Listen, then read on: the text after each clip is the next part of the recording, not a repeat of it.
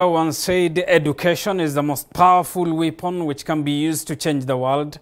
Well, in Nakuru County, many adults are now embracing adult education, among them Peter Ondiko and Anne Wamboi. Chichi Josephine reports on this story that was voiced by our very own Willie Dennis Njiru.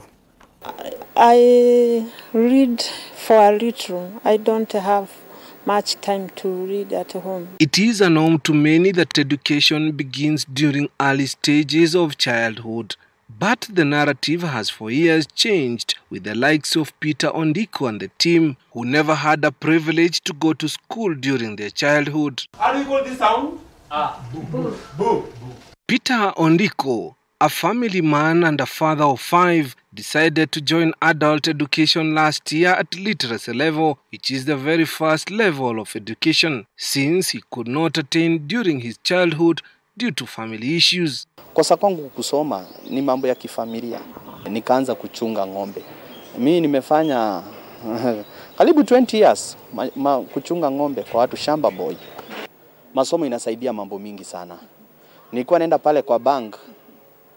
Sasa kwa sababu sijui kuandika, inabidi naita soja akuja nisaidie kuandika. Lakini kwa sasa naweza andika jina langu. Peter, who was a hawker, now a gospel artist, narrates that the need to be able to read the Bible motivated him to keep trying even harder.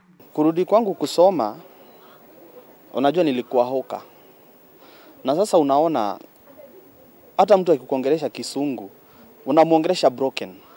Kwa sababu ile Kizungu hauwezi weza kuitamka vizuri.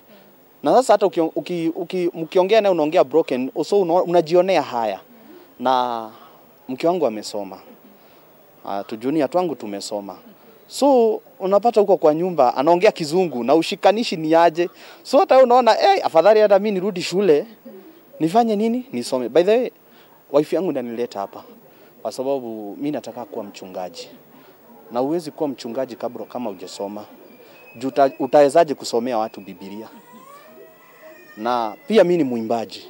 Anne Wamboi and her schoolmates narrate that they have to do appropriate planning and balancing to ensure they attend classes and go to work. Nilikuwa nimesomanga hadi form 2 alafu nikaacha shule. Vile my mama alipass. So life ikakuwa ngumu, so singeweza kuendelea. So nika drop. Nimekuwa nikiajiriwa za waitress ama receptionist.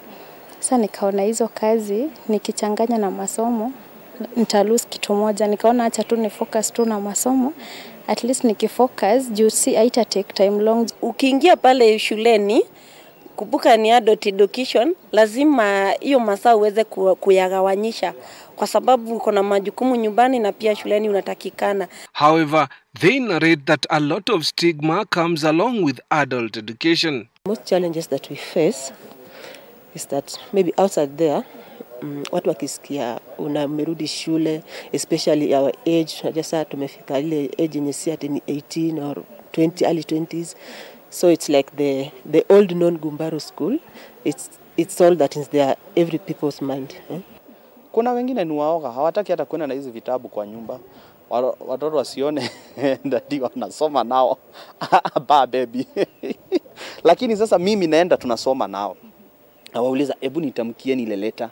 Ananiambia hiyo ni O. Faced with scarcity of classes and shortage of learning equipment, they want the county government to chip in and ensure better learning environment. Tungeomba serikali iweke shule ikiwa wazi, juu inakaa ni kama imefichwa.